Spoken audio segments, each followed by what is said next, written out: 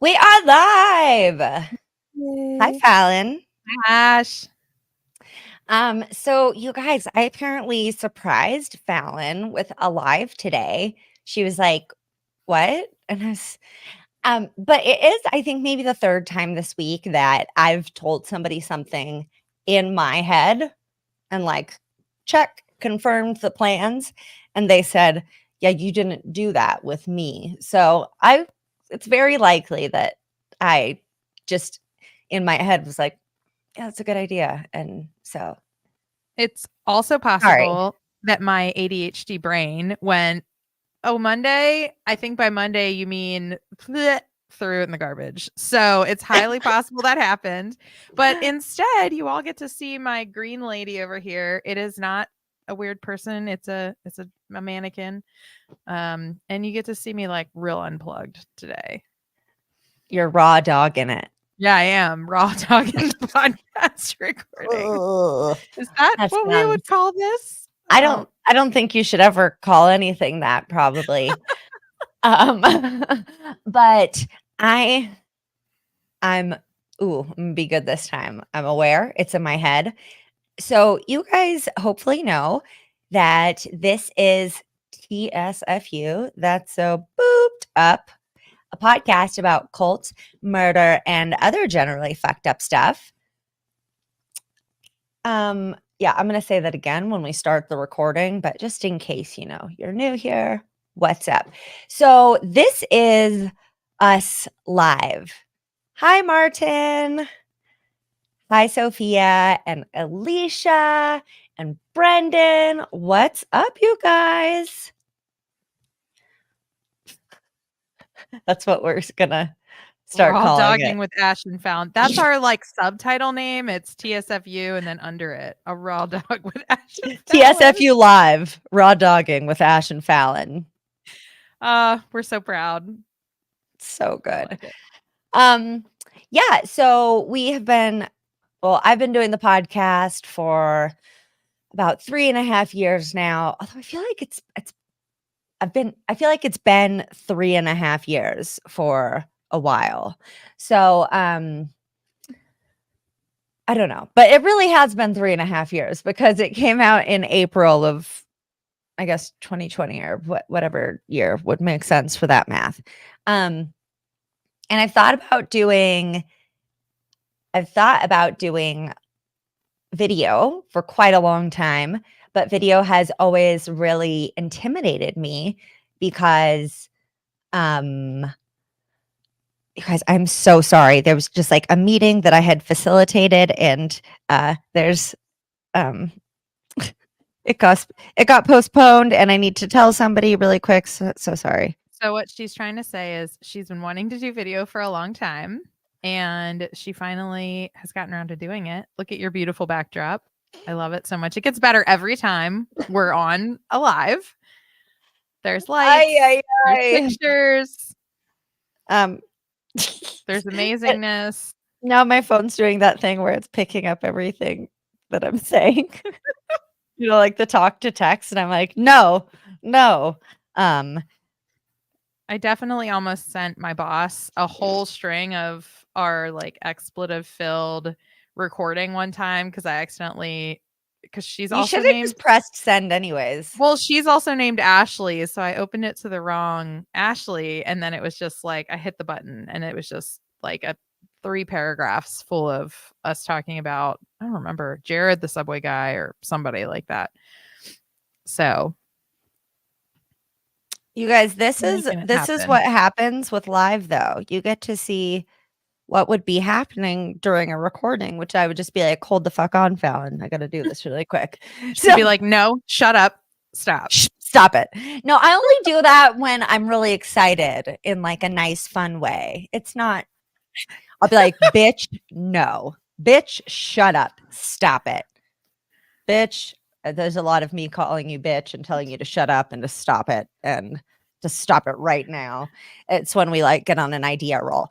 Okay, back to video podcasting. It's been very scary because I'm like, video editing?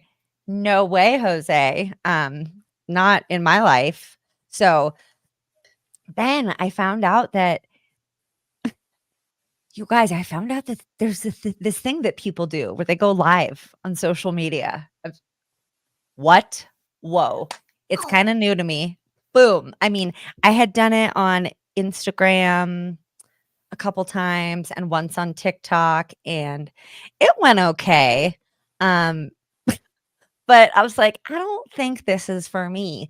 And then I did it on Alex's channel.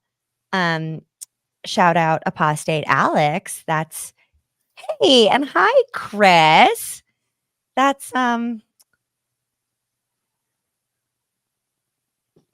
don't know how public or private you are on. Oh, is my Chris? Yeah.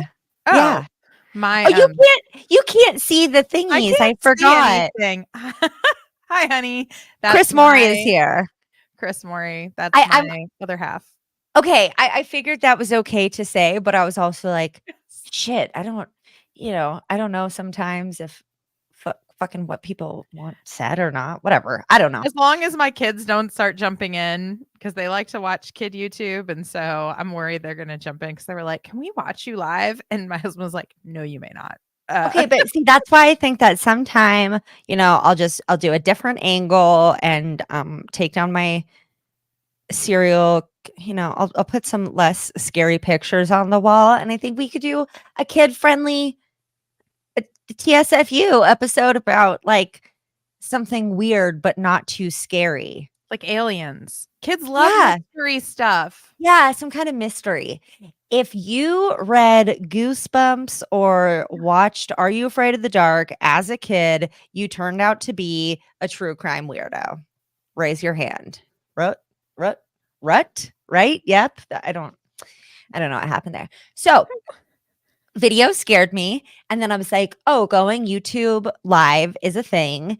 And then I could learn how to edit, but I don't want to. And I try not to do things that I don't want to do.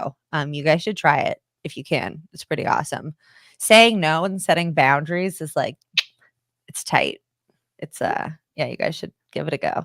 It's hard, but it's tight. Setting boundaries is it's hard and tight. That's what she said. That's what she said. It's the new what? Sorry.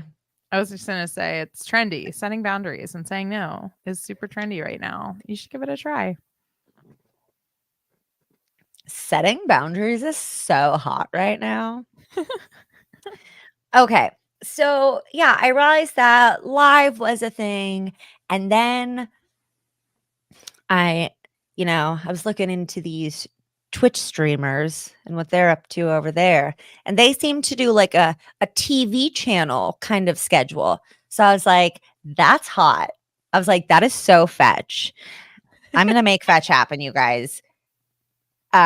Exactly, Alicia. That is what she said. Right. Good looking out.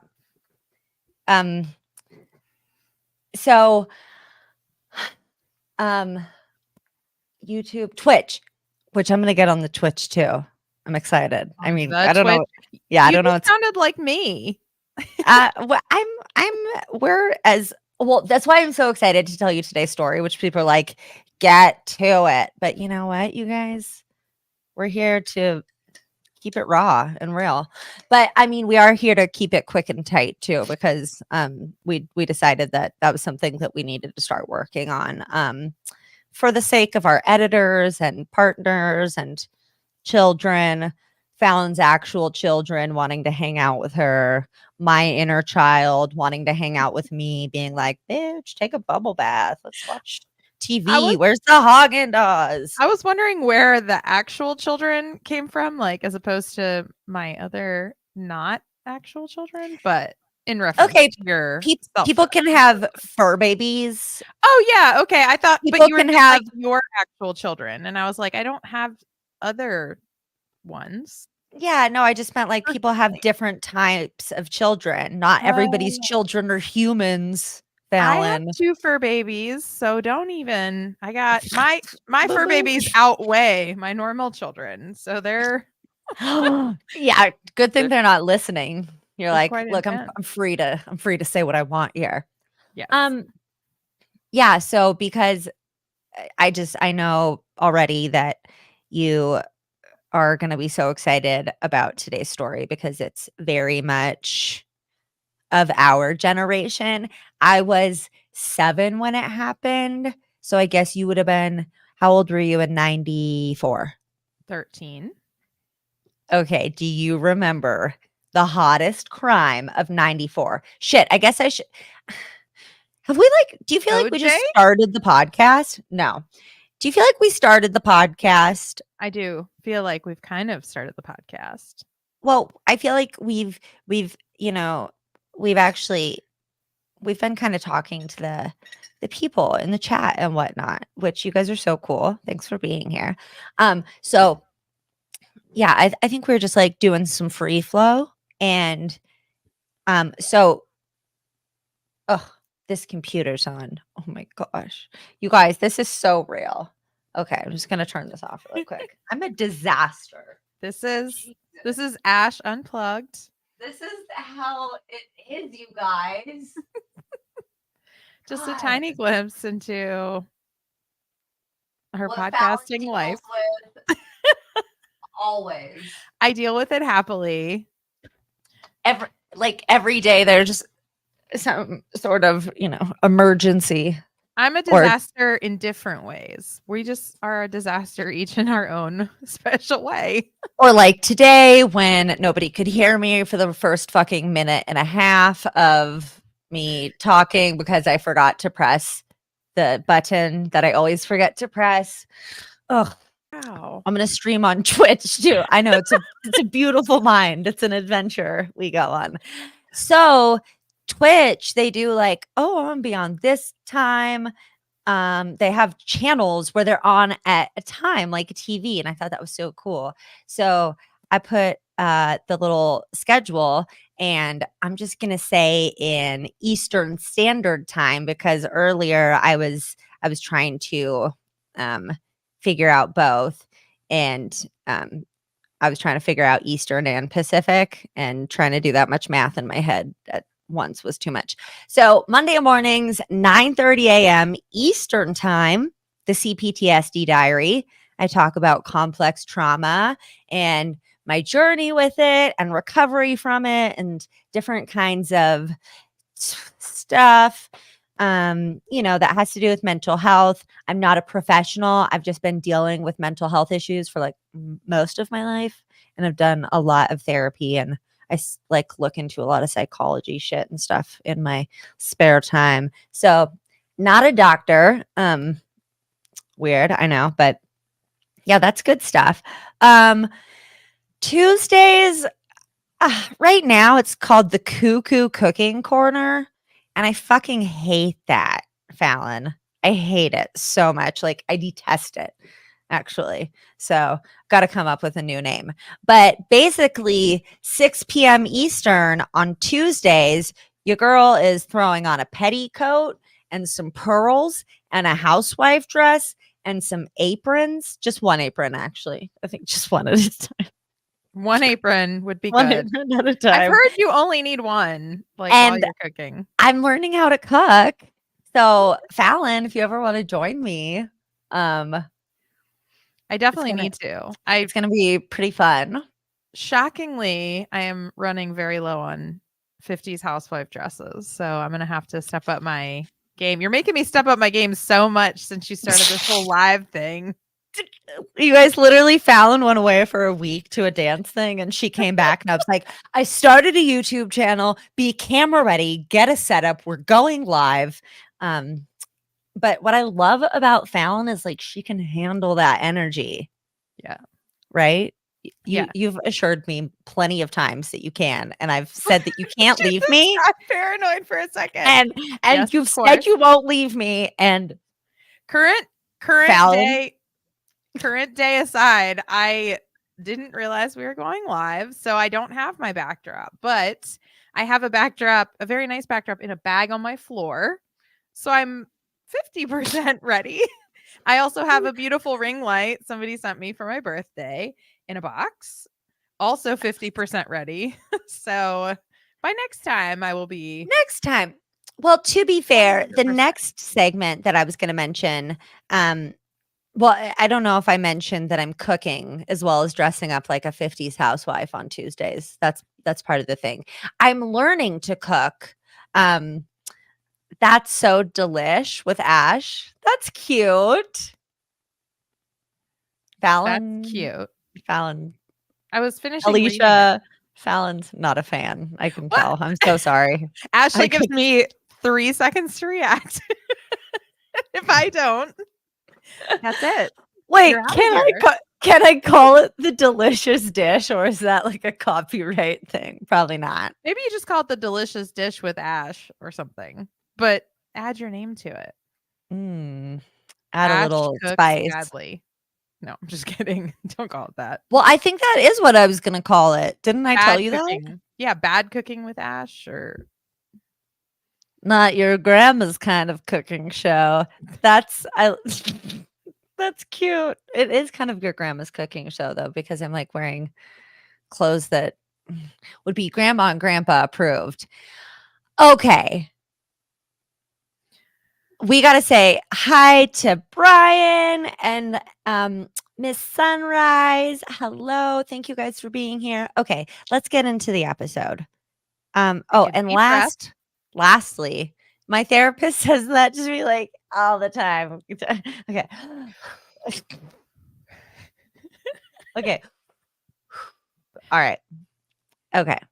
Here we go. And That's So Fucked Up live will be on Fridays at 4 p.m. Eastern. But then sometimes it'll just be random, like today. Like right now. Like today, right now. Yeah. Okay. So let's get into it. I feel like I probably touched on other things and then like boop a dooped out of it, but I don't know what. So we'll just get into the episode. It has been a wacky, wild ride so far, and I can't wait to see where it goes next in the episode. Oh my gosh. Okay, so much. Okay. So you know what we're talking about today, don't you? I kind of do. I feel like you just guessed OJ Simpson and it's totally not that. I was trying to throw people off. I don't know if I'm supposed to know or not supposed to know. Oh, okay. So yeah, you can know. Okay. Okay. So what we're going to do, you guys, is we're going to do the episode and then at the end we're going to do a little question and answer, Q&A, comment type of deal. For now, we love you guys to chat and interact, but we are going to go into podcasting mode because I cannot handle that level. Not of both at the distraction. same time. I just gotta put the comment column aside. Love you guys. We love you. Thanks for and coming. Thanks for coming. Oh shit. Yeah. I wrote something about a time stamp and I forgot. Okay. So we're starting the episode at like 19 minutes. Cool. Here we go. All right. Okay, surprise. You guys are all finding out right now too. Hey everybody, welcome back to That's So Fucked Up presents a spin-off series of That's So Fucked Up, a podcast about cults, murder, and other generally fucked up stuff. And if you have already turned into the first episode, then you probably know that this season we are talking about the 90s, the nostalgic 90s, crimes of the 90s that were just insane in the men brain, Yeah. to bring a little 90s funk into it. Remember? Insane in the membrane. I remember. Insane in the brain. Yeah. I don't think there were any other words to that song except those 2 verses, or at least not any that I knew. If there were, nobody knew them. No, for sure not. So last week we talked about Monica Lewinsky, who we love. We are Monica stans. Go Monica. What a strong woman. I kind of realized the more that I looked into this season that it could be called People Hated Women in the 90s. Like they still do. but it like really did then. And the media was fucking unkind. I mean, I was thinking about it. I did Lorena Bobbitt, like episode 90 or something.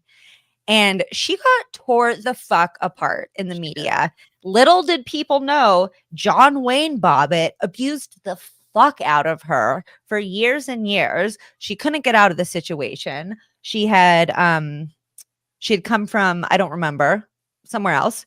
So she was not in her home country with her family or a support system. It was really fucked. Then we talked about Andrea Yates, who drowned all of her children in a bathtub, but nobody ever talked about the fact that she was a part of a fucking fundamentalist Christian sect that well, it's called the Quiverful movement. It is Christian, right? It's like yeah. And then it's in Christian churches. And the fact that her husband pushed her to A, go off meds and stop seeing her doctor, and B, left her alone with her kids when he was told not to. And that's when it happened. Like, nobody blames him. Not his fault. No, fuck that guy. Yeah, so another perfect example of the woman getting blamed. Then last week we talked about Monica Lewinsky, and holy fucking Christ, did she get insanely abused by the public. She was one of the kind of like the OG person of getting cyberbullied. Yep. Yeah, cyberbully. And she almost unalived herself a few times because of the just like intense hatred and bullying that she was getting from the media, from people, just everywhere. So then, this week I'm talking about Tonya Harding. And actually, for anybody who's watching, you guys are getting a special sneak peek right now, because this episode won't actually be coming out on the podcast feed for a couple of weeks. Ooh, yeah. Not for a while. This is extra special. Yeah. So, a little behind the scenes for the listeners. Fallon, we didn't introduce ourselves. We'll do that in a second. A little behind the scenes for the listeners. We are now recording some of our episodes live. So if you want to hear them early and you want to see our faces and, Green etc., the green mannequin, my cool setup. I've been working really hard on it, you guys. Great. Thank you. Then what's up? We're over on the YouTubes at TSFU the podcast live. And you guys, if you're not following us on the other places, we're literally at TSFU the podcast everywhere.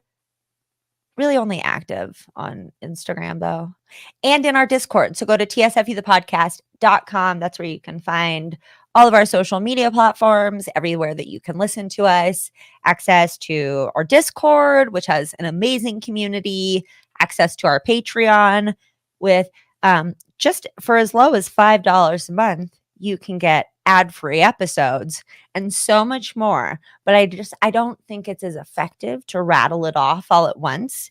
So we'll tell people slowly but surely, like little reminders, like boop boop. So one of the biggest perks of Patreon is no ads. And do you like ads, Fallon? No. Are you a fan? No, not a fan of ads. That's why I joined the Patreon when I found the show. Nice. Yay. So do you have Hulu or Netflix? I have Hulu, but I pay extra to not have ads. And there's the ticket. Yeah. So, I mean, ads are annoying. Just saying. If y'all have a few extra dollars a month, check it out. Also, now we have a free version.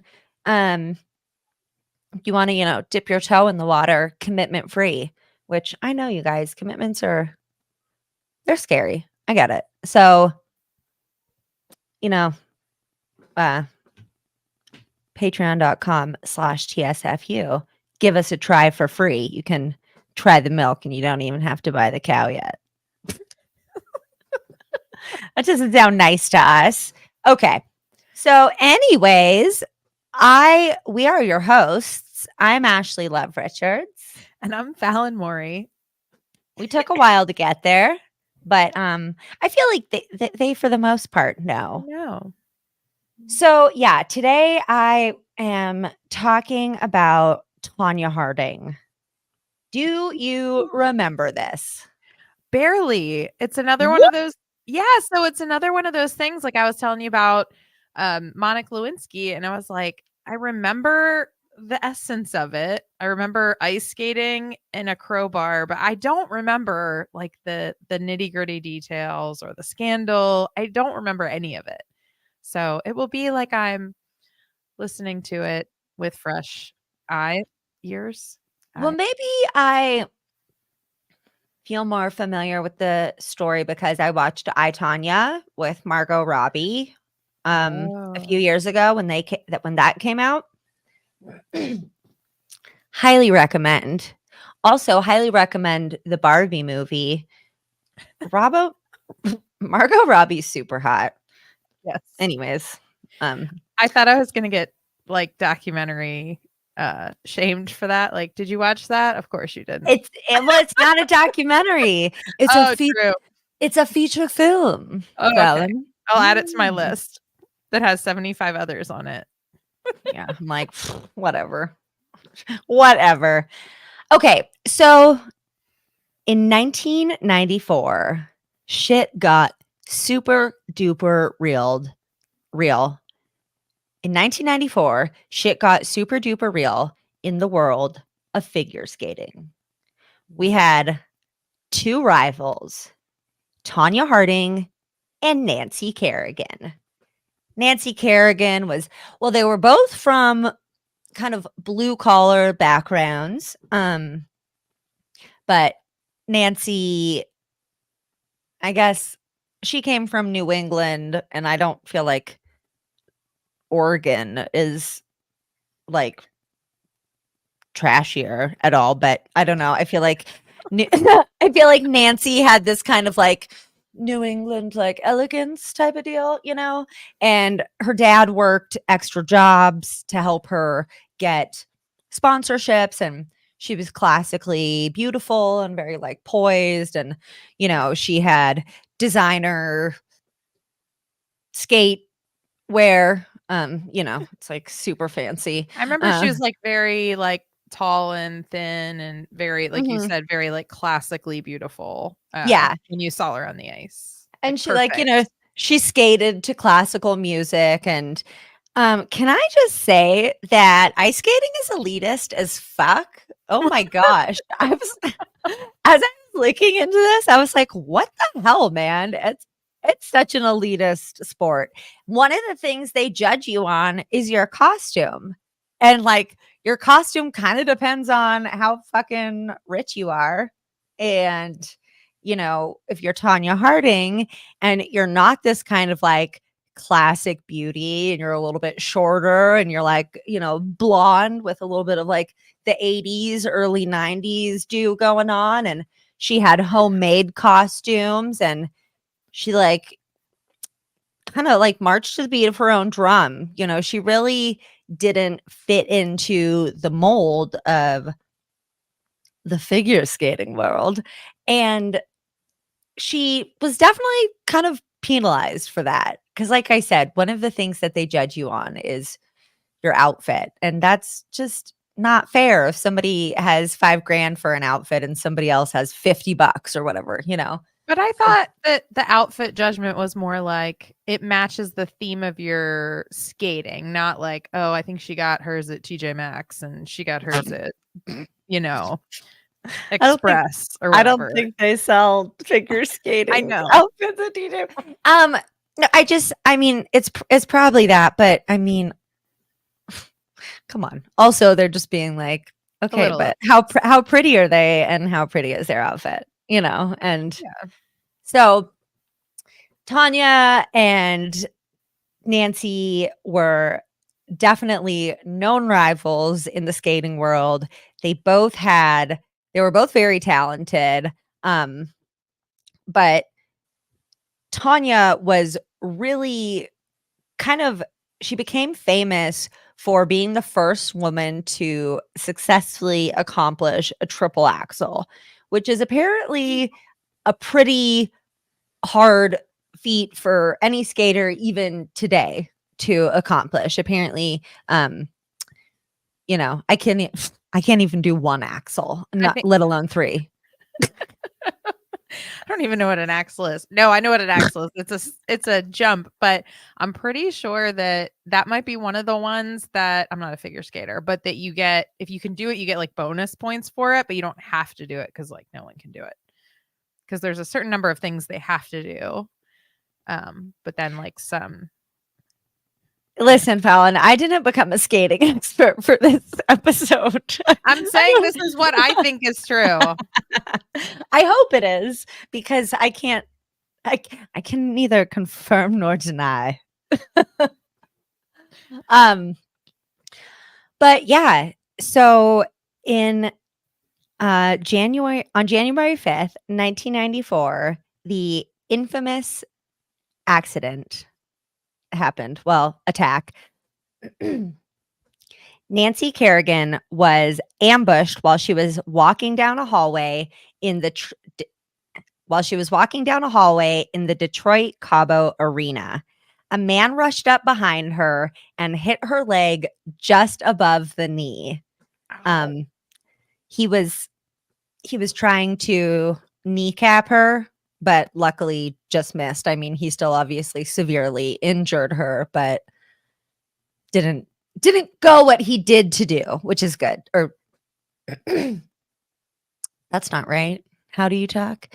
He didn't accomplish what he set out to do. So, but obviously, she cried out in pain. It fucking obviously really hurt. He ran to the door and it was like locked with chains. So he just like kind of ducked down and dived head first through the glass. Was just like, oh, all right. Nice And getaway. Smooth. yeah. So he had this club. He throws it under a car nearby and gets into a waiting car, which speeds away. And this is kind of what is the downfall of Tonya Harding, because it's pretty quickly figured out that these men who planned the attack were connected to Tonya. And basically, it's a really kind of tough story. I can't really decide what my opinion is. Although, regardless, I do think that she has paid her time in the court of public opinion. She's had to move and all kinds of stuff just from being harassed so much, as if she were the one to try to kneecap Nancy. Did she pay or something to do it, or did somebody like on her behalf set it up? So somebody set it up on her behalf, but she says that she didn't know about it until after the attack, which is definitely like where the debate comes in. Like, okay.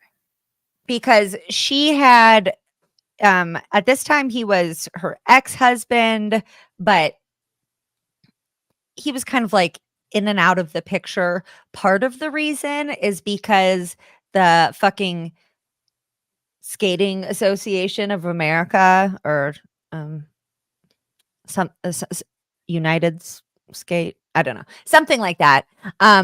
They wanted her to be married or like be with her husband, because like a divorced single woman is terrible. It's awful, and it didn't fit like the mold that they were going for, So even though her husband was terribly abusive and obviously out to use her money and get her money and mostly, get her money from this. Wow. Because he essentially knew that if she could win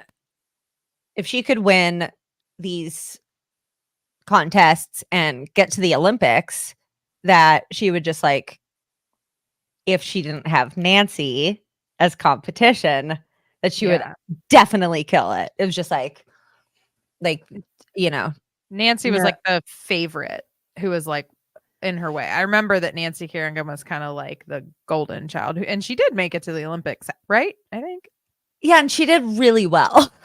But it's just sad because I don't believe that Tonya orchestrated the attack. I think that she found out. Well, she's said before that she did find out pretty shortly after and just didn't say anything for a little while, and she's gotten a lot of blame for that, but also she was abused by so many people in her life that I'm not surprised that it was like hard for her to stand up to this person that she was probably afraid of, Right.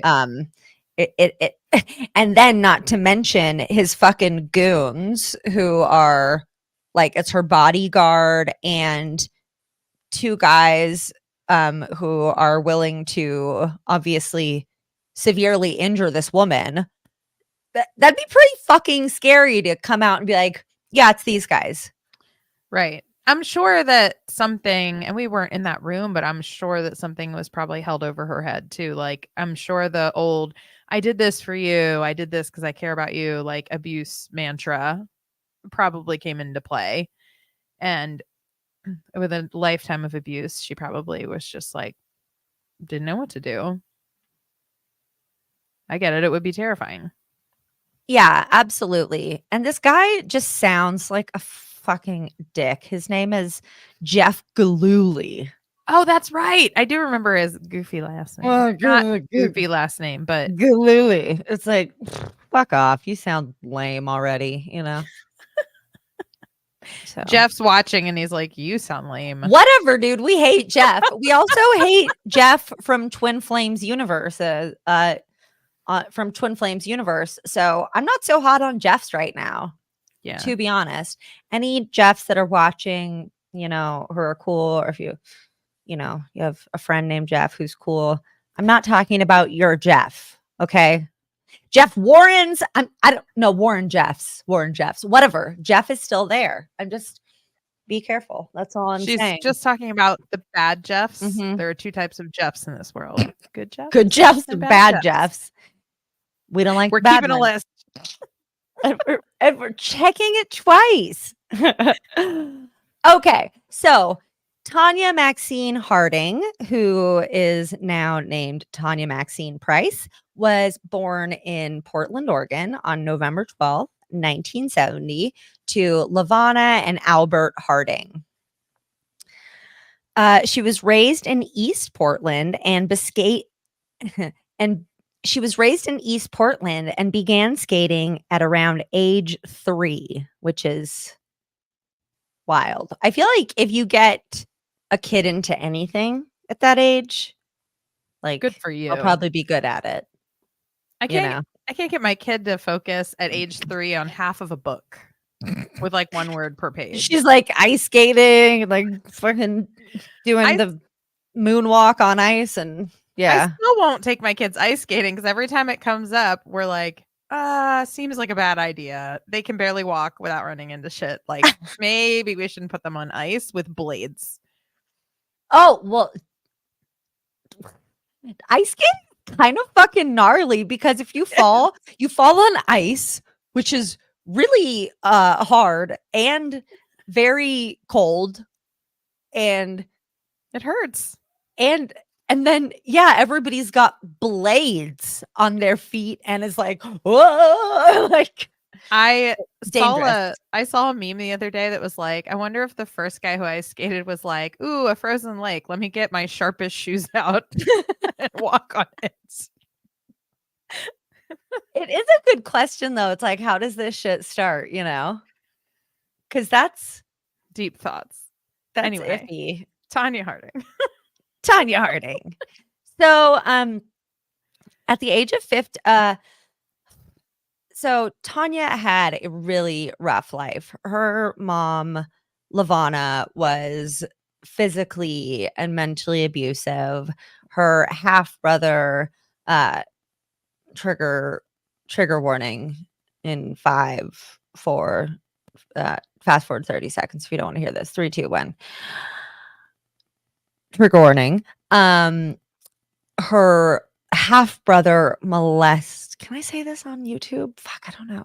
He molested. I don't know what the fucking rules are here. But he essayed her. Yes. Yeah, for when she was a child for quite a while. So there's literally like not another type of abuse you can go through that I can think of. I mean, that covers the gamut, like as a person, right? Sexual, emotional, physical, psychological. Absolutely. And then her piece of shit husband, Jeff, was also physically abusive to her. So her whole life was spent being other people's like targets. Yeah. Awful. Yeah. And then after this whole shenanigans, the rest of her life was spent being targeted by bullies and stuff, you know. And yeah, so I mean, I think that I really see Tonya more as a victim here. Like, I don't think that she was a part of the planning. And even if she did find out shortly after, these sound like very scary people to stand up to. And she likely has some trauma. I mean, A little bit. I mean, I'm not a doctor, but I would say probably all of that abuse would maybe stick with you. Yep. And people just don't fucking get that, you know. Abuse victims are always re-victimized by being blamed for being victims.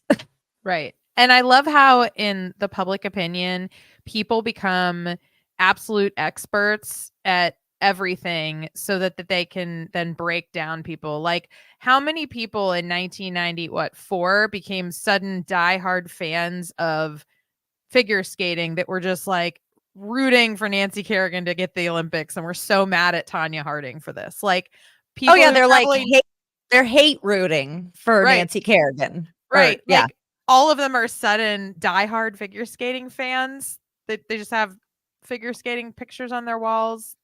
Girl, I don't know if you've been on the internet recently, but people love to hate.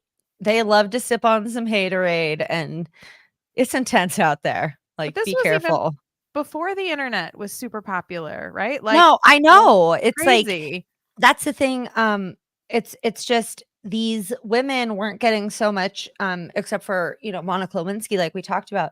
These women weren't getting as much like online abuse as they were getting abused in the media, and then like grossly on like every fucking sketch show like SNL, and you know, it's like, and probably bringing out the things that all of these people felt the worst about themselves. Like I remember them making fun of like Tonya Harding's appearance and her hairstyle and her body type, which I remember her being like not as tall and willowy as Nancy Kerrigan, but she was very like strong.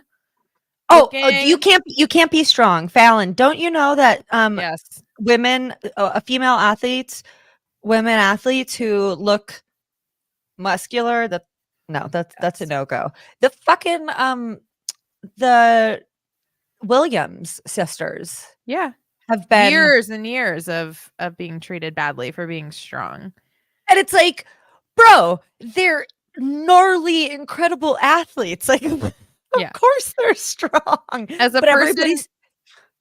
person who works out and does strength training, I hear a lot of like, aren't you worried you're going to get big? Aren't you worried you're going to have visible muscles like a guy? I'm like, no, actually, that's totally what I'm going for. So, you know, like bring it on.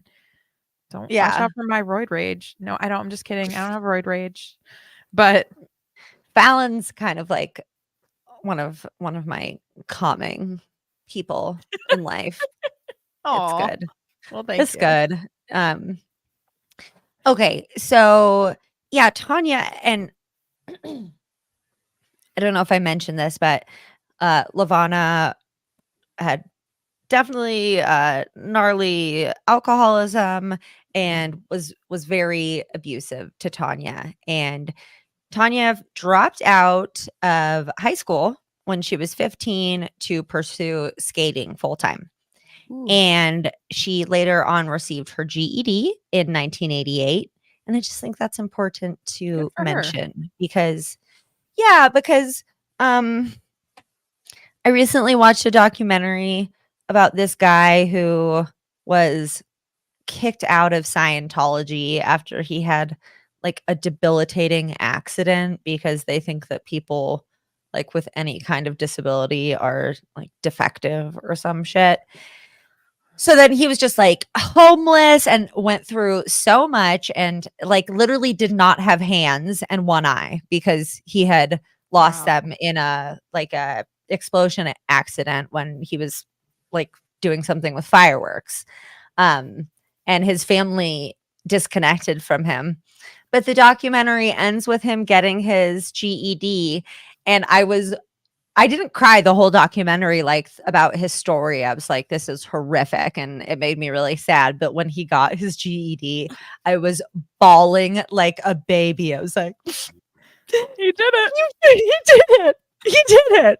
Yeah. Like, and they talked about how him getting his GED was like going to open many doors for him to like get a job and then eventually try to like, you know, go to college. And as somebody who first got an associate's degree that took me a long fucking time to get. It's a 2-year degree. Who like graduated in a gymnasium, you know, not on like a fancy stage at Yale or whatever. And then I never even graduated from my bachelor's degree because COVID. Aw. So yeah, I don't know. I was like, that was cool. I I've know. never gone to any of mine. They're just You kind of know, like boring. it's like yeah, honestly, probably too. Like, not enough people would come, and then I would be disappointed and feel like I'm all alone in the world. And I still have work to do. So it's, sometimes it's like birthdays. It's almost like better to just not set yourself up for disappointment. Although some of my friends and family did come by and bring me like a teddy bear and like a card and congratulate me. So that was nice. Yeah. But just like, you can just see how much it meant to him. And it just made me so happy. So I really wanted to acknowledge that she got her GED in 1988. And that was after that was when she was 18, and that was after her parents had divorced. So and she started dating Jeff Gillooly when she was 15. And then they got married when she was 19. I don't know, but he's a garbage human who was very abusive of her and obviously was financially abusive because he was planning on like basically riding her coattails as she rose and skating. So they were together for 4 years, and then they got married in 1990, and then they were married until 1993. And then 1994 is when the attack happened. So I think that the reason that he was like kind of still around is because is it the FSAA, the Figure Skating Association of America? I think it's that. But like I said, they wanted her to have more of like a wholesome family look. Oh, you don't want some fucking divorced, like old hag, or I don't know. What do they call old unmarried ladies? Spinsters. Spinsters? She's a spinster at like 23 or whatever, she's in her 20s. They're like, look, we can't have you looking like a fucking spinster and wearing homemade costumes. Gross. Okay. Like, It's like when people in obstetric circles tell you that you're a geriatric when you give birth at 33. And they're like, since you're a geriatrically pregnant woman, like, yes, you're on death's door. Just into my 30s. Knock, knock, knocking on heaven's door. Oh my gosh, I haven't sang in a little bit. Yeah. Whew, thank goodness it came. I feel like I can breathe better now, you know. But so yeah, that's why I think Jeff was still around in 94 is because the fucking Figure Skating Association was like, hey, we're going for a certain look, so fuck them. And he was kind of Tonya's unofficial manager, which I really just don't think he gave a fuck about her. Like, I don't think he gave a fuck about her at all. I think he just wanted to make sure that she was successful because that would bring in truckloads of money. So Tonya often accused him of abuse, rightfully so, and filed for divorce twice. And they did actually divorce in 1993. And they also referred to each other as spouses until 94 when the incident happened. Then Tonya, pretty obviously, I can see why, wanted to make it well known that they were not divorced anymore. But she basically was like forced to have ties with him because of the skating association. Like, elitist fucks.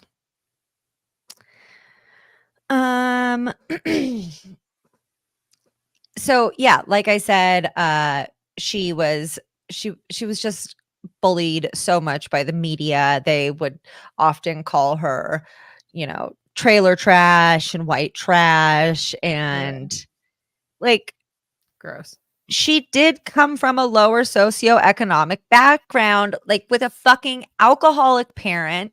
It's just and then they're just like, ew, you're poor. It makes me so mad. Also, judges said that she just wasn't likable enough to get higher scores. She was incredibly fucking talented. Nancy Kerrigan can't do a fucking triple axel. I mean, she's also incredibly talented, but the triple axel and Tonya Harding set records with the triple axel. I think she set like 3 records because she was the first woman to do it, the first American woman to do it. And then I think she did it twice in one performance routine or whatever. Yeah. I don't remember exactly, but she broke 3 records. And she just didn't draw crowds like the other skaters did. It was just really sad. Yeah. And it's so sad because they just had decided probably before that ever happened, people who were watching these skaters probably decided that that was it. Like she wasn't their favorite. Oh yeah, and then people fucking make up their minds and they're done, you know. Like she competed several times in the US figure skating competitions. She got 6th in 96, 5th in 97 and she got 6th in 86, 5th in 87 and 88, and 3rd in 89. And then finally she started training with coach Dodie Teachman in 1989, and she placed 1st in the Skate America competition. And I'm sure obviously she improved over time, as one would, but like I said, she just had a much harder time being, I mean, people didn't like her because she was poor and athletic looking. And ew. Gross. Ew. We want our athletes to look like Disney princesses, which look, I've nothing against Nancy Kerrigan whatsoever. I just think that Tonya Harding got such a bad fucking rap, and people very rarely talk about the fact that she was abused and that this husband was abusive and had financial motivations to do this. And no, it's just easier to say, oh, look at that evil woman doing evil woman things to other women. She's being trailer trash. Yeah. Not surprising, right? No, She's white trash. Not shocking. Yeah. So, in case you are wondering what a triple axel is, Fallon, or anybody else, it's a jump with 3.5 rotations executed in the air. Not just 3.5. Whoa. And you have to land on the same skate that you take off on. So it's like you gotta like jump into the air off your right foot and then spin around 3.5 times and then land on the right foot. I mean, who does that? Not me. Tonya Harding, obviously. Tonya fucking Harding. Yeah. And at the 1991 Skate America competition, like I said, she broke so many records. She did a triple axel in the short program. She was the first woman to successfully execute 2 triple axels in a single competition. So sorry, not a single performance, but a single competition. And she was the first to complete a triple axel in a combination with a double toe loop. Wow. Which I mean, I could get a little technical about, but just imagine. It's intense stuff. It's another type of turn. You know that. Is it? Yes. I mean, I see it. I'm an armchair figure skating expert only around the Olympics, where I'm like, oh yeah, it totally stuck that double toe loop. Let's see if he's gonna get the triple. I'm more of a visual person. This like technical explanation is kind of hard for me to like and I didn't actually watch all of her videos. I did watch some though, and she was a fucking powerhouse, man. Yeah, and I don't remember, I guess, details of this from when I was 7. But I do definitely remember it happening. Like my parents watched the news, and I remember this being all over the news. But I remember OJ too. Yeah, it's funny how you remember different details, because I could have sworn that like Nancy Kerrigan got hit while she was on the ice. And you said no, it was in a back hallway, but I thought like somebody ran up to her while she was standing like next to the side of the ice skating rink and like whacked her. So memory is crazy. Like, that would be so unhinged. That would be unhinged. But I mean, is not the other part unhinged? Like, no, that is unhinged too. I mean, this man fucking dives head first into a glass door to escape the crime scene. But I know what you're thinking, that it's because there's a famous picture where she has her, but I think you're mixing them up. There's a famous picture where Tonya Harding has her leg up on the side of the rink and she's like crying. Is that what you're thinking of? Maybe. I don't know. I was 12, 13. Bitch, I was 7 and I remember, like, get it together, Yeah, lock it up, man. Yeah. But it's really sad. After she like completed all of these amazing things in this 1991 skate competition, her scores and performances really started declining dramatically after that. She was actually never able to like successfully complete another triple axel in a competition after 1991. Yeah, but who knows like what she was also dealing with on the side. Bro, probably a lot. Yeah. So she was doing it's like 92, she's doing really badly. So she goes to her original coach, Diane Rollison, who had been teaching her when she was a kid, basically. And she started making her way up the ranks again.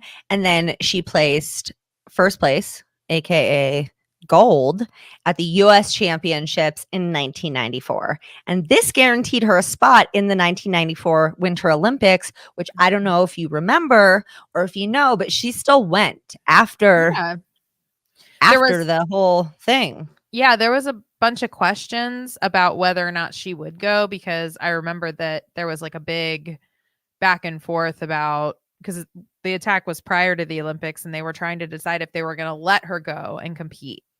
And ultimately they did. Yeah. But not surprisingly, she didn't do great there.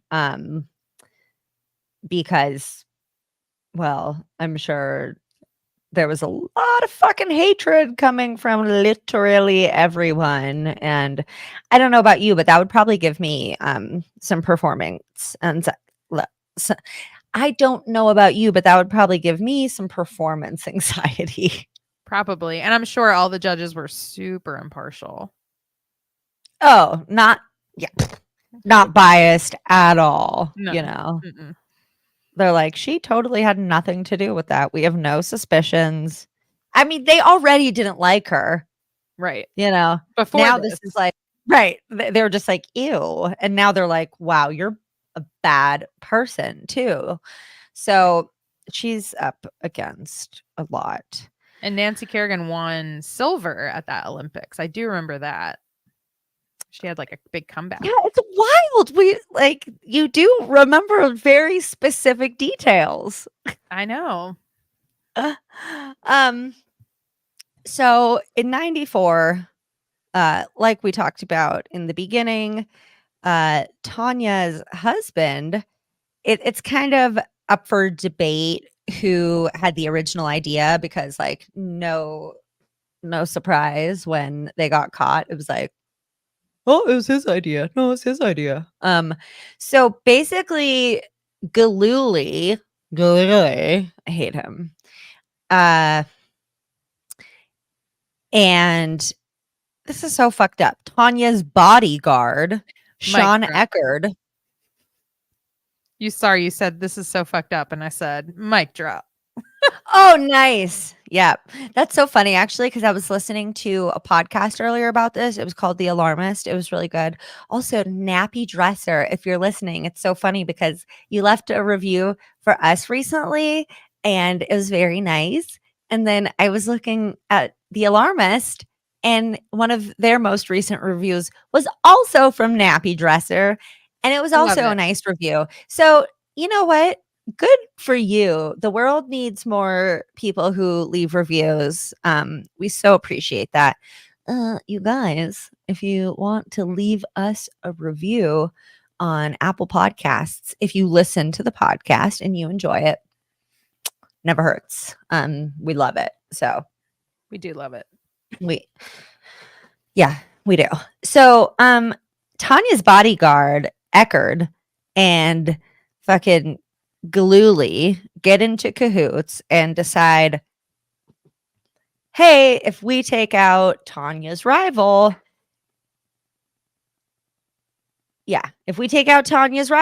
then Tonya is sure to win because Nancy's her only real threat. And so they're like, should we kill her? No, that's too much. Let's just get her right knee because that's her landing leg. And I mean, I think either leg would probably you can't skate with only one, would do the trick, but I guess that does make a little bit of sense. Like I'd rather break my left arm than my right. Although I'd really not like to break either, so knock on wood. I don't have any. So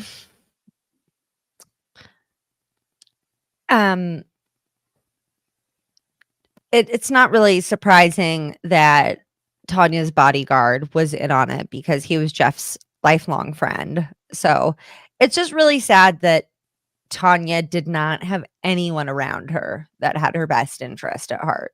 Like even her bodyguard was her fucking abusive ex-husband's friend.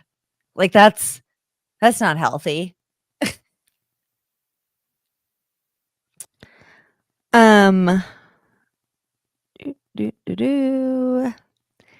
So, like I said, Nancy was ambushed on January 5th, 1994. She had been practicing and she was in the hall, like talking to some people, which I think is wild. I don't know why.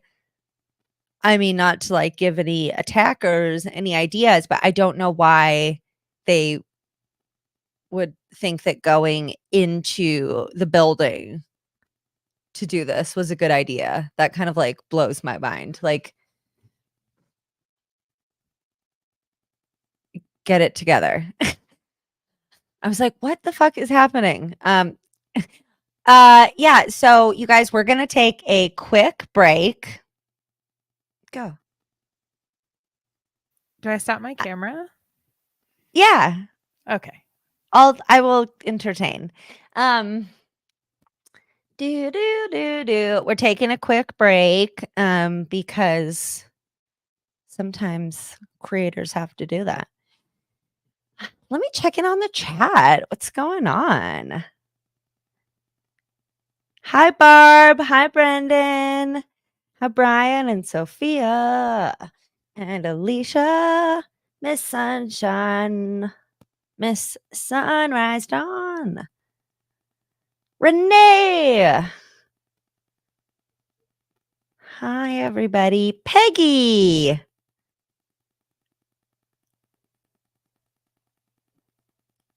Keyboard Warrior. Hello, joining late, but wanted to say I love your videos, Ash. Just can't watch them with the kids around. What? No, that's great parenting. Good job.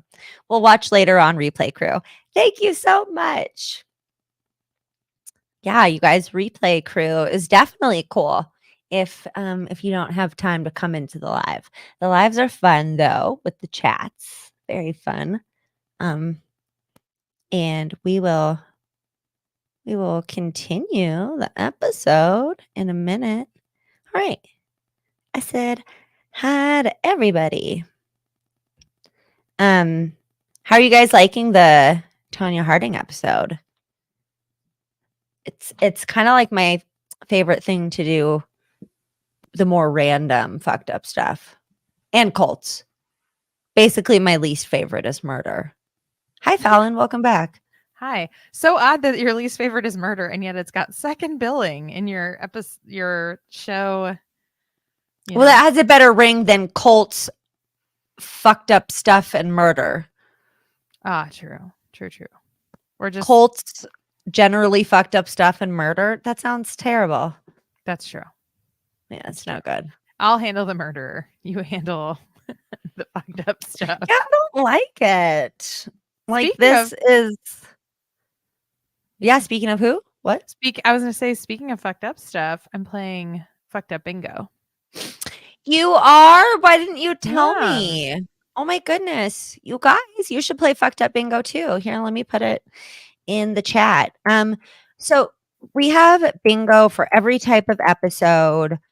We have cult bingo, murder bingo, and what you guessed it, generally fucked up bingo. So that is in the chat. If you guys want to play bingo with us, it's very fun. Barb said, I'm more like Tonya than Nancy. Me too, Barb. Same. Me too. Same, Barb. Yeah. I think a lot of us here we all have a little Tonya in us, And also people judged Tonya because on the side she liked to like fish and play pool and have a smoke or whatever. Just not like classy, proper. What did Nancy like to do on this side? Like drink tea and fan herself with things? I don't know. Probably. I don't know, Like what is I don't want to judge. I don't want to judge Nancy. She was maybe I'm not mad at Nancy for being beloved. I'm mad at, don't hate the player, hate the game. you I know? agree. I'm mad at the public who thinks that there Oh, is me an too. acceptable like hobby that you have to be more womanly. Like some Right. hobbies are okay and some are just like, oh god, no. No. Yeah. That's why when I do my little cooking segment, I do it in a satirical manner because like I mean, I didn't grow up in the fucking 60s, so I didn't so much grow up with these values. But definitely when I was a kid, I thought, "Oh, by the time I'm 25, I'll be married with kids." And then when I was like 25, I was like, "For sure, by the time I'm like 30, I'll totally be married with kids." And then I don't think that I want the whole alien thing, like growing in your body. Not so much a fan. So It's a think parasite. think about it is. It is. It's It is. literally it is. It's And before anyone clutches their pearls, I can say this because I've had 2 parasites and I love them dearly, but while they're in there, they eat all your food and they take all your time and energy and they make you tired while wait, they're growing. while they're in there, don't they do that for the next fucking 18 years at least? I mean, to an extent, but they're also very like revitalizing and fun to be around a lot of the time. But when they're inside your body, all you want to do is sleep because they're stealing everything. Fucking thieves. Little goddamn babies. Babies. Um, so oh, pardon me. So obviously, this basically fucks Nancy up. Getting hit anywhere near the knee is not cool. It was Shane Stant who did this job, and him and Jeff really negotiated on the price. Like he said, I think they ended up settling on 4,500, but at first, like he had said higher, I think, and Jeff was like, "No, that's too much." And he's like, "Okay, what can you afford?" And he's like, $2,000, and he's like, "Yeah, that's not enough." And I thought you were he going to just say like like $50 and a pack of cigarettes or something for this like horrible crime. 4,500 seems a good middle price to bust up someone's knee. I you know, guess. I thought it seemed like a pretty fair deal. Um, you know, if the criminal was gonna get away with it and not get you put into prison, look, I'm not telling you guys how to stay out of prison, but just like don't attack people. But if you do, you know, Get a fair harmless price for it. crimes, get a fair price. I haven't checked my Hitman's like price guide in a while. I don't know what the market rate is on maiming, not No, killing. I mean, but you know what? In this economy, I think it's inflation. DIY. I'm gonna get 4,500. so fucked one day when somebody close to me like gets injured or dies in a freak accident. They're gonna subpoena all the podcast episodes and be like, listen to what a psycho she is. Ugh. Um, but speaking of psychos, by the time the attack, I clapped and that doesn't work for when I'm talking. By the time the attack had been done, Tonya's bodyguard, Sean Eckerd, had already told his minister friend about what had happened. So, Why are there like, ministers involved? because he had a guilt. Because when isn't there a minister involved, really, Fallon? That's the real question. He just showed up to Mhm. the church potluck and was like, "So Well, he wackiest probably Wednesday I had in a while." it's a wacky Wednesday. I whacked somebody. Did you do that on purpose? Because that was punny. No, I didn't. Oh, good job. Thanks. You're a poet and you didn't even know it. Oh God. Don't make fun of my dad jokes. I love your They're bad jokes. they're I don't know. I can't think of anything witty. Not while I'm trying to read this. I can't do two things at one time. Actually, I can, but I've heard that multitasking is not that effective because you can't actually fully do either thing at the same time, and then you don't actually end up saving that much time. But I don't know if I believe that. I don't know. I've lived my entire life by multitasking, so it's possible I could have been doing 50% of it substandardly. But we get shit done. That's So I don't know. You can go your own way as I want one of those something with mugs math. that says like world's okayest whatever. World's okayest boss, world's okayest mom. Oh, I don't. Oh, my coffee got stuck in my throat. I don't. I'm a validation whore. I want it to say best ever. Okay. Noted. Goat. Do you know that's the greatest of all time? I know that. I didn't know that for a while. Oh. Sometimes My I have kids to learned look it up. from you. Oh, sorry. Okay. No, well, yeah. See, you learned it from your kids. They learned it from YouTube. I don't get the hot news on the new slang from the kids, so That's true. I just usually I find out later. But that's okay. But I mean, I think he probably just felt guilty as fuck. And people love to confess a sin, don't they? Yeah. Yes. You're like, is this rhetorical? Bitch, I know you love confessing. I do.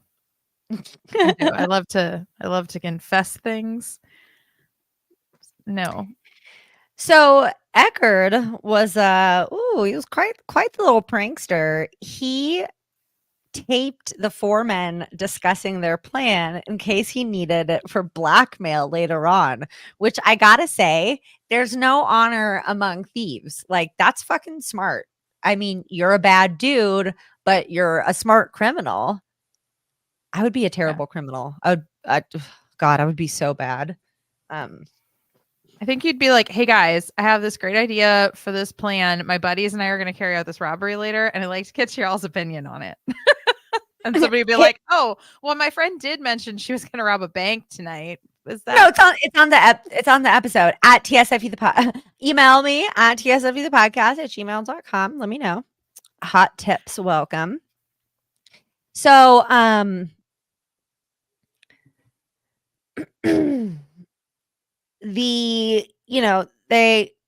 nobody actually chased the guy out of the building after he head dived.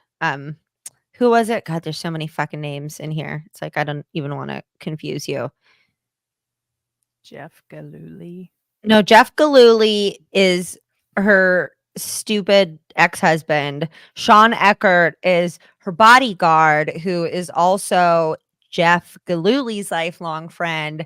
And then Shane Stant and Derek Smith were hired to do the job. But I think Derek Smith must have been the getaway driver because Shane Stant is the one who actually went into the building and hit Nancy. So nobody actually chased him when he went out. They were probably kind of tending to Nancy. And so the police finally caught up with them and questioned Eckert, who gave a full confession claiming that it was all Gillooly's idea. He said that he just wanted to give Tonya a better chance in the US Championships and guarantee her a place at the 1994 Olympics. Ugh. Wasn't she already guaranteed a place?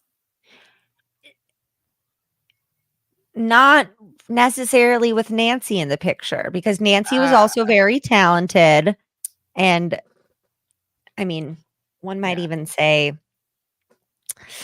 less talented, but she was more classically pretty and liked. Mm-hmm. So they were like, she's got to be out of the picture. Eckerd said that himself and Jeff were too closely tied to Tonya, which is why they hired Smith and Stant. Thank you. SS. I'm paying attention. See? No, you're doing good. Yeah. So, Stan was originally asked to slit Kerrigan's Achilles tendon, which what the fuck kind of sadist? Ugh. Like what the fuck, man? But Stan says that he refused this and was like, no, that's really like way more fucked up than this probably needs to be. I'm okay taking a crowbar to the knee of a slim 5'8" woman, but I draw the line at an Achilles tendon. But dude, like, ooh, when I think about an Achilles tendon getting cut, like it's yeah, no. For anybody on the podcast not having the lovely viewing effects right now, Fallon and I were both just like gagging because that's why. But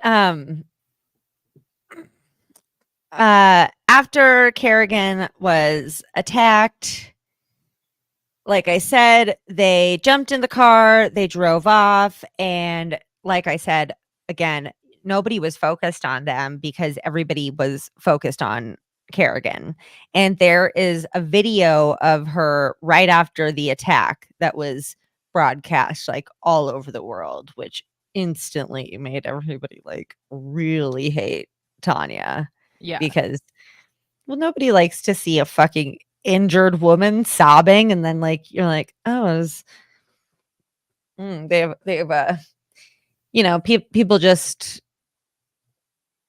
you know, they already didn't like Tonya, and then they see Nancy, who they love, in like extreme pain, and they think it's definitely connected to Tonya, which it is, but Tonya says she didn't know. That she didn't know. And that she did hear about it after, kind of shortly after, but didn't say anything for a while. And that's why Everdue's like, you're terrible. But people obviously don't at all understand abuse victims if they haven't been abused themselves, or even if they have and they haven't come to terms with it. So they have like internalized hatred or whatever. I don't know. But it's just really sad how often abuse victims are blamed and just, you know, whatever.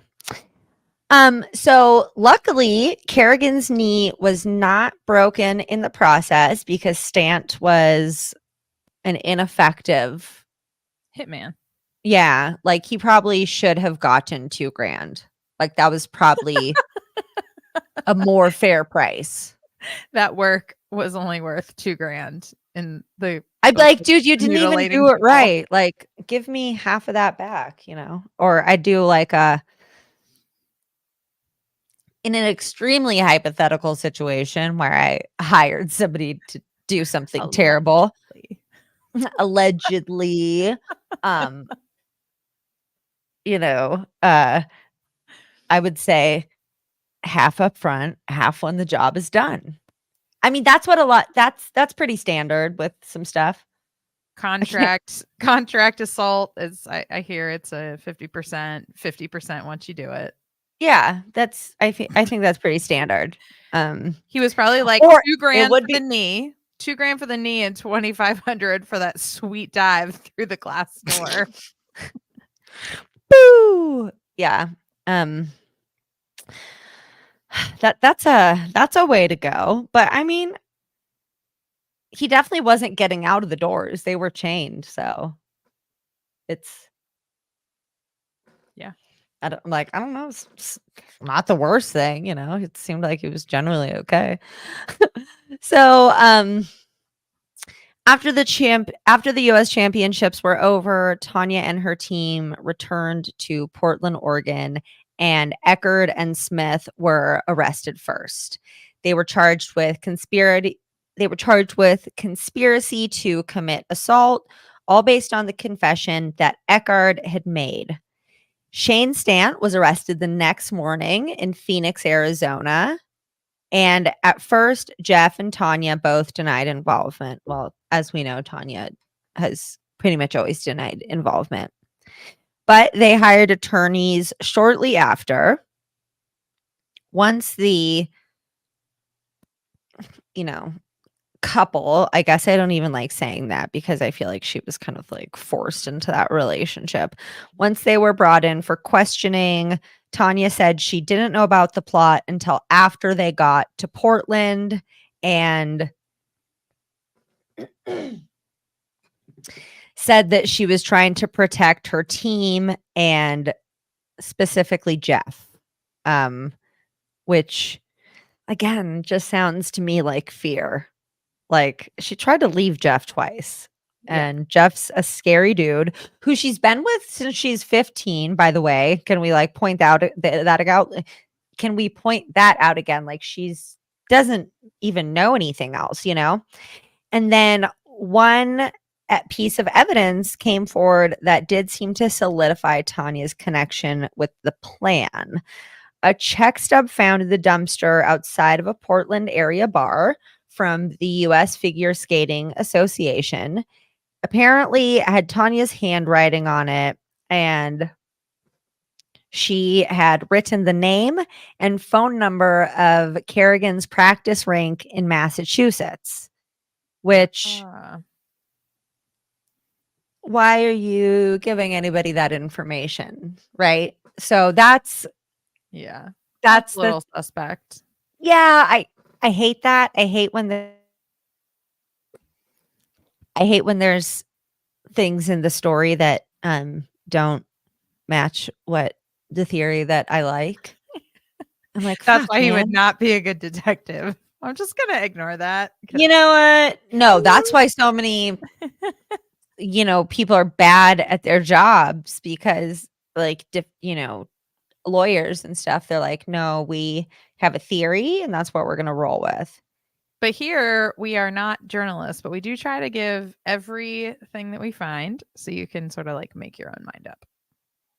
Exactly, because I'm very fucking on the fence about this. Like, I don't know. She said that the handwriting wasn't hers, but it did match in a comparison test or whatever. And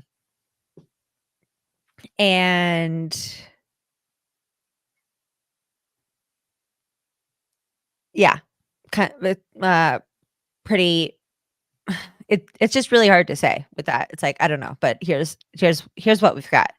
So Gillooly pled guilty to racketeering and got 2 years in prison with $100,000 fine. He entered a plea agreement to testify against Tonya and said, "Oh, it was her fault. She came up with the idea, blah, blah, blah," like scapegoated Tonya like a fucking dick. Gillooly. He just like sounds like an asshole. Eckard pled guilty to racketeering as well. He was sentenced to 18 months in prison, but was released 4 months early in September of 95, which seems pretty uncool. It seems like a really short sentence for battering a woman. But he's not the one who battered her, right? Like he's the driver, the getaway driver. No, that was Derek Smith. Oh, Sean Eckhart was okay. Wait, that was the bodyguard. Ugh. Yeah. Derek Smith and Shane Stant pled guilty to conspiracy to commit second-degree assault, but they were also sentenced to 18 months in prison. So same outcome. Wow. Love this. Jeff has struggled since getting out of prison. He changed his name to get away from the headlines and now goes by Jeff Stone. Do with that what you will. You guys, I don't encourage you to harass anybody or anything, but like I'm not trying to fucking keep this motherfucker anonymous, He is a used car salesman and has 2 kids with his previous wife, Nancy Sharkey. Wow, that's a bizarre coincidence. Right? He's gone bankrupt several times, so obviously is terrible with money, and therefore makes sense why he was trying to steal all of Tonya's. He and Tonya have restraining orders against each other, which sounds like he probably just like counter restraining ordered her just to be a dumbass. And he also has several charges against him, including assault, DUI, and driving with a suspended license. So Nice just guy. like a really stand-up guy, making differences for the better in this world. You know, Shane and Sean and Derek, Stant and Eckerd and Smith. I think that like makes more sense since I've mostly referred to them in their second in their last names. You got this. They got out of prison. One of them, Stant, kind of turned his life around.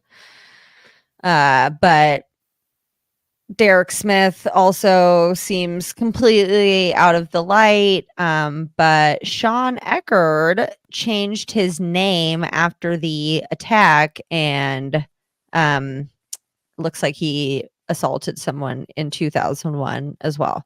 So, he and Jeff, the masterminds, ended up just being really good guys up until the end. Because it really sucks because like they can easily sort of back away from the limelight, change their name, lay low for a while, but Tonya will never be able to do that because it was her name put on it. I mean, they used to put like pictures of the two side by side, like they found her standing over Nancy Kerrigan with a baseball bat or something, which obviously never happened.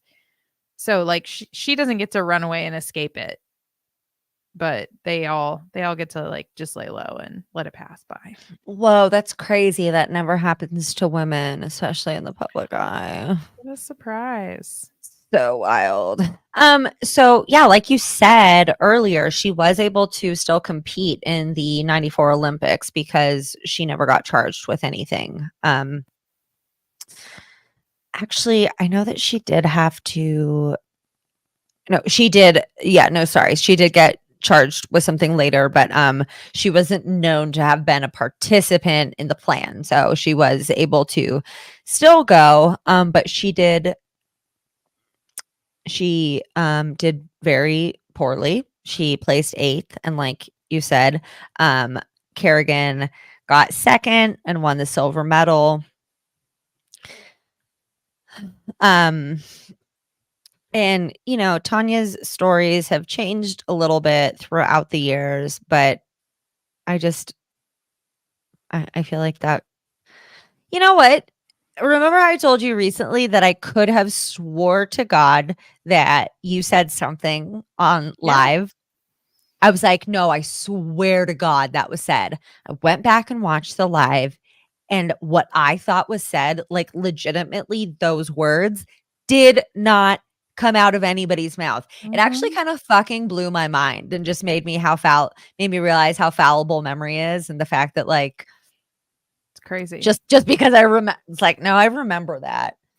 Okay, and all it is somebody to suggest to you, like, are you sure that's how you remembered it? Like, they get people to change stories all the time in cases because they'll be like, I thought earlier you talked about like a guy with a dog walk by, and the person will be like, oh, you're right. I totally forgot to mention this fact that I never said before. And they'll be like, oh, you changed your story. Exactly. Tonya did end up pleading guilty to conspiracy to hinder prosecution on March 16th, 1994, since she didn't turn the men in right away after she knew what had happened. But I've stated what I think about that. She was sentenced to 3 years probation, 500 hours of community service, $160,000 fine, and was banned from the U.S. Figure Association for life. Ooh. Which, fine, because fuck those elitist pricks. That's what I think.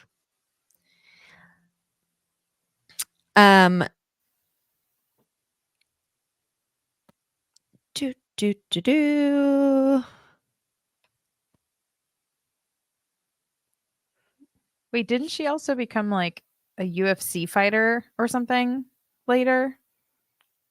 She became like a female wrestler or something after Well, figure skating.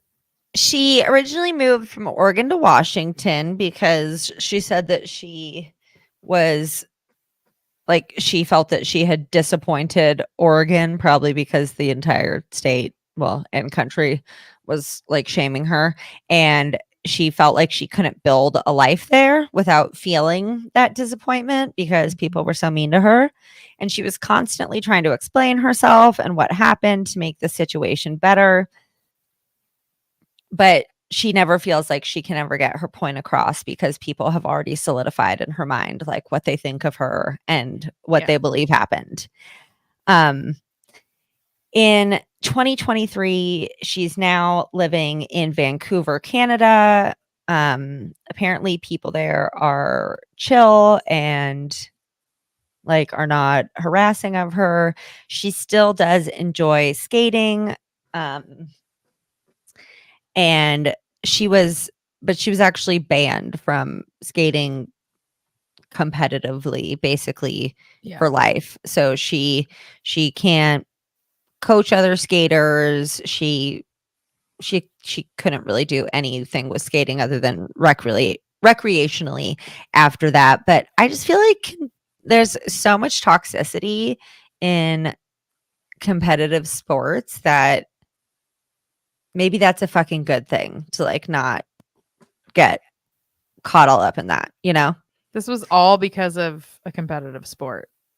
Like if not for that, none of this would have happened. Oh yeah. So. It's I girls gymnastics, bitch, don't get me started, okay? Yeah. But she is kind of a fucking badass. Since the incident, she has worked as a welder, a painter at a fabrication company, a hardware sales clerk at Sears.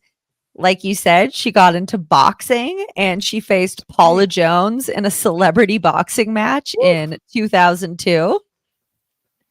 And she started a boxing career in 2003, but didn't like it very much and she wasn't super awesome at it. So her boxing career didn't last long.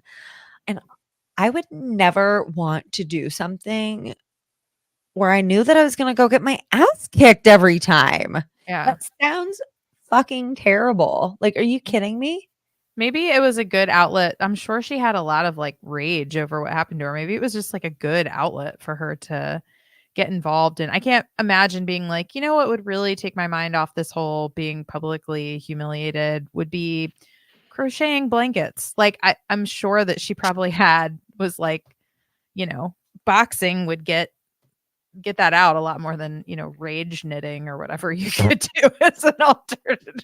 I feel like rage knitting could easily turn into rage stabbing somebody with knitting needles. Like those are weapons. Well, crochet hooks, maybe not. You just have one that's curved on the top. So be careful, you know, don't knit angry, you guys, is the main that's the lesson of all of today. That's the main lesson. Yeah.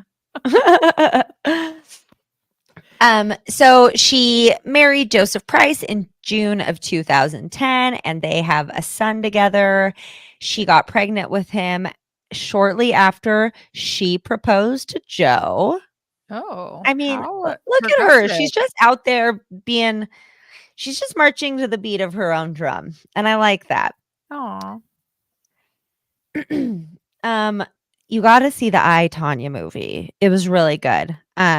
Like I said, it has Margot Robbie and she's just like being hot no matter what. Was she playing Tonya Harding? Yeah, but she's like hot. Still, you know.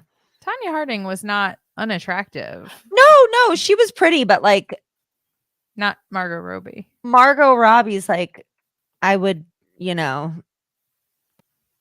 Yeah, I got you. You know. Yeah, I know. You know, but yeah. And the movie was actually based on hours of interviews with Tonya, and I saw pictures of Tonya and Margot on like a red carpet together. So I think that she didn't feel that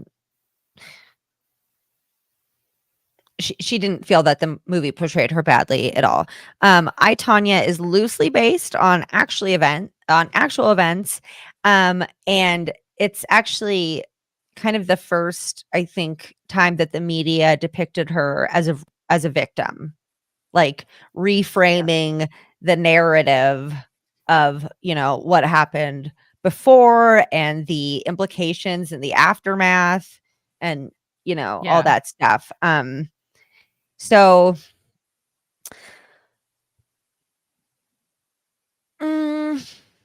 yeah, I think it's about time to wrap it up because we said we wanted to stick to an hour, 20 minutes. And that was an hour, 20 minutes. Was it? All right. Well, we did 20 minutes of chit chat first. Right. We did a little chit chat first. Yeah. So, yeah, Tonya seems to be doing good today. Her mom and Jeff are still being pieces of shit. So, I set boundaries, Tonya. Say no and set boundaries. Yeah. And I really hope that, she's doing good because, man, the more that I am looking at the women who got villainized in the media in the 90s, I'm like, Jesus, most of them were fucking victims. Yeah. When you look back and you're like, oh, so this isn't quite how I remember it. Yeah. I'm like, oh, that's not how SNL talked, like did the skit, And I did not get a bingo. I would have needed you to refer to cannibalism or dark rituals, which neither of these, and some of the ones I picked are pretty much dark rituals. I could say that, like, I could say the Figure Skating Association of America is like a dark entity with their dark patriarchal rules. I feel like that's like stretching it. I feel like dark rituals means they're sitting around in their like judge's booth with like a little summoning circle drawn. Hey, it could be a lot of different things, but okay, like fine. If you think no, fucked up bingo is really hard to get because it's like natural disaster. Like, I mean, I did do some loose like sudden catastrophic event, like mass hysteria because mass media. Yeah. So I'm sure. I mean, I tried, but I could not make it happen. That's okay though. Bingo's just fun to play anyways. So thank you guys, YouTube viewers. Wait one moment, please. We're wrapping up the video or the podcast episode, and then we'll take some cues.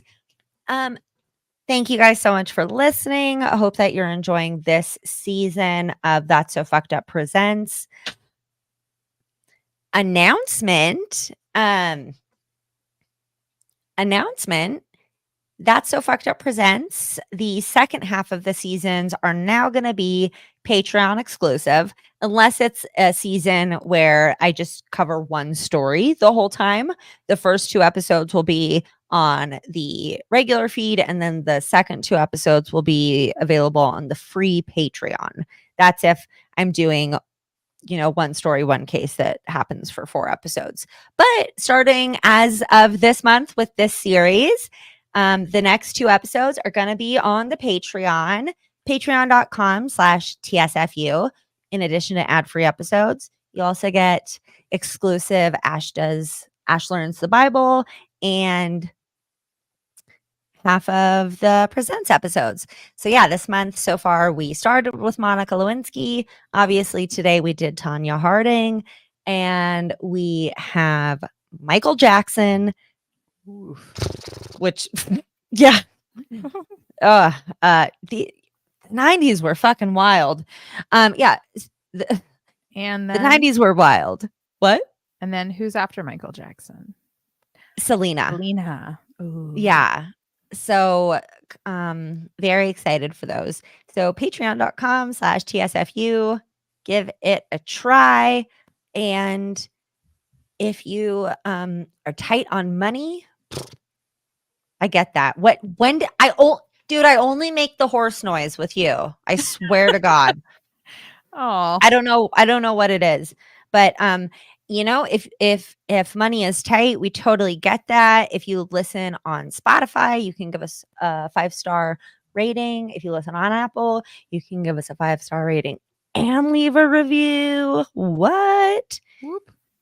So, thanks for listening, and remember, when you're listening to stories of crimes of the 90s or watching them, remember to try to look at them from a more modern view, because this blows my fucking mind. But the 90s was 30 years ago, you guys, and shit's changed a little. It's changed a little bit since then. No, I know. I hate saying that out loud. It's like, what? That was 10 years ago. Get the fuck out of here. So we love you guys. Thanks for listening, and we'll see you next time. Bye. Bye. Bye. Bye.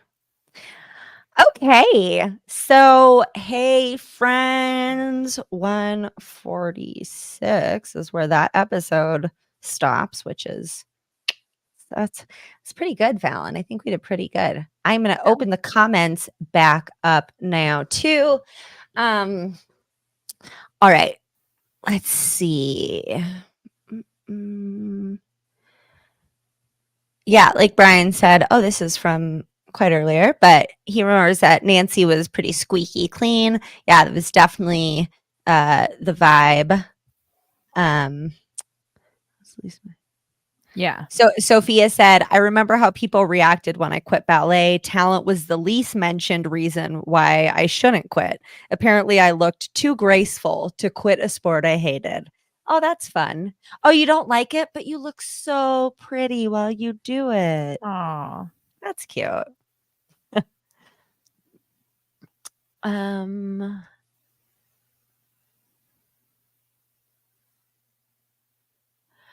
Brendan said there is at least several instances when white men commit crimes in black cities to possibly blame them. I wonder if that is why they picked Detroit.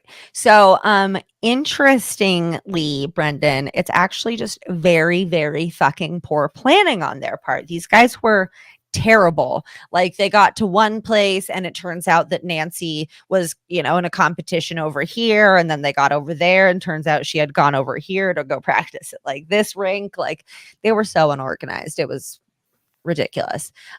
So actually I think it was Detroit, just because that's where they ended up finding her. Yeah, Peggy, I remember having to watch the clip of Nancy crying, why? Many, many, many times, which I would have too.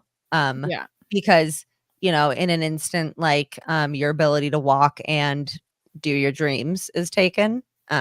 I mean, walk for a while at least, and, she did heal and kept being amazing. But, yeah, I think that I would scream that too. But it just highlights that there was when I say no sympathy, like that's not even it's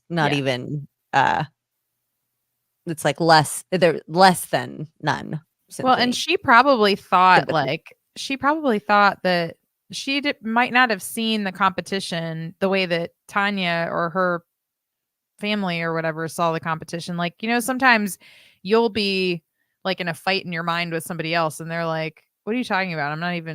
I don't even know why you're mad. Why are you mad? I'm not mad. And like, it's always it's like one-sided. I literally have no idea what you're talking about, Fallon. Okay. I'm never having one-sided secret fights in my head. Okay. Well, you're a good person because I'm always having one-sided it's like every day fights in my head. It's every day. Oh, Peggy asked, I'm playing bingo and I'm just going to assume that Tonya had a creepy uncle. Fair? Yes, Peggy, absolutely fair. I don't know if she did, but creepy uncle's like a kind of catch-all for just like shitty men. So like her creepy stepbrother or whatever, half brother. Yeah, that works. Well, then shoot, I might have had bingo. Well, fuck, Fallon. Learn the rules better. Rats. Gosh. Oh my God, I love when you say rats because it reminds me of my great grandma. Oh. I try to say it so that I don't say like, oh, fuck, in front of my kids a lot. So I've trained myself to say rats. rats. Yeah, it's cute. Brendan said, okay, well, first, Barb said, very culty in sports. Oh my God. Then Brendan said, I think more than the sports is the parents that are culty. Well, if you watched Toddlers and Tiaras, which is awful child abuse television, so please don't. I watched one season and then like had to drink bleach and pour it into my eyeballs because I felt gross. The parents, and if you like dance moms, the parents do get crazy as fuck. But no, actually it's really gross. I did an episode about hazing, and hazing is really other than in Greek life, which is generally what I think about with hazing, but then when I looked into it, I realized it's also very prevalent in the military and in competitive sports, whether it's all ages, a lot in like junior high and high school sports, which just really fucking disgusted me, like essay amongst young men, like Yeah. And there's just awful. There was the story. I was looking at Brendan's comment. There was that story back in maybe it was the 90s or 2000s about the mom who had like tried to have another girl killed because she wanted a spot for her daughter on the cheerleading team. And it was like the mom who tried to have another teenage girl killed because she wanted her Why daughter is to cheerlead. Well, That's this is probably unfair. a story. A story. A story. This is probably a story. Hello, I'm Sean Connery. We should probably talk about that. What? Yeah. Barb said, loved the skating stuff. Thanks, Yay. Barb. We like to keep it weird, I don't want to talk about murder all day. No. Like, not only do I feel like I don't like have a lot to add, Having never murdered anybody. well, also just like I don't think that I'm going to solve any cold cases this week or whatever, but like I am going to advocate for a lot of cult victims and victims of coercive abuse, and I'm going to via talking about the 3 cult documentaries, 2 of them being docu-series that I've watched in like less than a week. Definitely going to be talking a lot about coercive abuse and stuff like that. So yeah, I don't love traditional true crime so much because I just don't feel like I can make that much of a difference. And weirdly, hearing about people getting murdered all the time kind of fucking bums me out. What? No, I know. It's weird. Such a weirdo. No, I know. I don't think she succeeded in the cheerleader mom killer thing. I think they caught her before she did it. Still, that is cuckoo bananas. Like, what is wrong with you, lady? Get it together. Like, it's not worth it. You know what? This bitch wanted to be on the cheerleading squad when she was young, never got to do it. So she's been pushing her daughter to be the best. And her daughter probably fucking hated cheerleading. And probably, that whole like, oh, you're going to live my dreams because you're going to live my dream life. Yeah. It's a fun way to parent.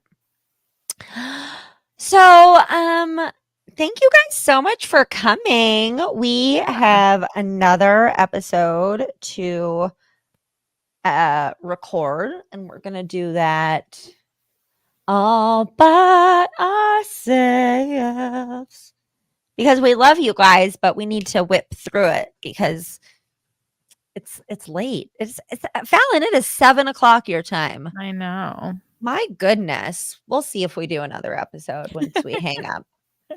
We'll see. All right, Whoa. guys. Well, listen, definitely tune in more this week. There's so much going on. Tomorrow, I'm going live at 4 p.m. Eastern to talk to the hosts of the podcast, Heaven in a You Can't Get to Heaven in a Mini Skirt. Nice. Guess what it's about, from the name. And at 6 o'clock Eastern, I'm going to be doing my cooking corner. I have not decided what I'm going to make yet. So that should be exciting. 11 o'clock Eastern on 11 o'clock a.m. Eastern on Wednesday, I will be doing a live with my friends who are siblings, Jon Snow and Shelley Pordea, and they actually grew up in the IFB, the Independent Fundamentalist Baptist, heavy air quotes, church cult. So I don't know if y'all have seen Let Us Pray yet on Investigation Discovery. It's also streaming on Max. It's really, really heavy. It's like kind of all personal accounts of SA. So definitely big ol' T-dubs. Sorry, that's annoying. Trigger warning though. If you guys are going to watch it, it's really intense. And then wait, there's more. Like, get out your fucking pen and paper, you guys. At noon, 12 p.m. Eastern time on Friday, I will be going live with Meg Applegate, founder of Unsilenced. We'll be talking about the troubled teen industry, and we will likely be talking about the fact that I thought that the troubled teen industry was basically just kind of based off of Chuck Dietrich starting Synanon.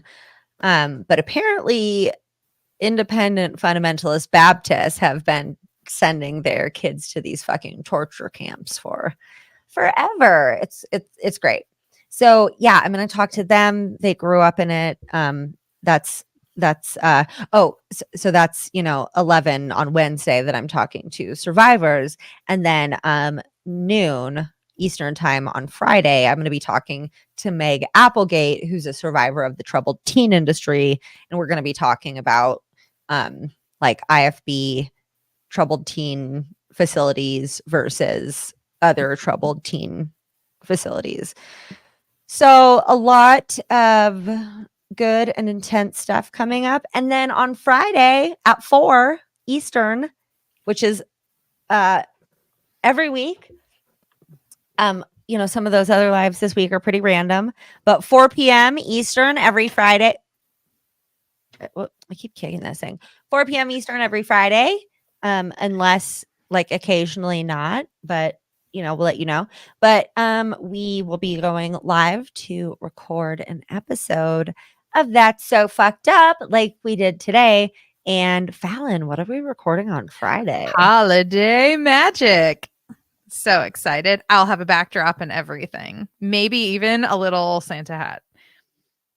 I've been thinking I need to get a Santa hat because I'm ready to like really get into the spirit. You can get if you can't already tell. At the dollar store. 99 cents at the dollar store. Hey, I love the dollar store. I love it. But they don't have nice enough hats. Like I want like a cush one. Oh, well, actually Walmart has several tiers of increasingly more elaborate Santa hats. Excellent. Good to know.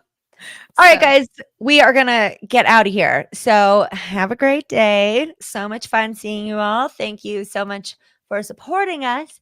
And if you're on the replay crew, well, even if you're live, if you guys could like the video and subscribe if you're not subscribed yet, that would be awesome. And if you're on the replay crew, feel free to drop a comment and let us know how you liked it.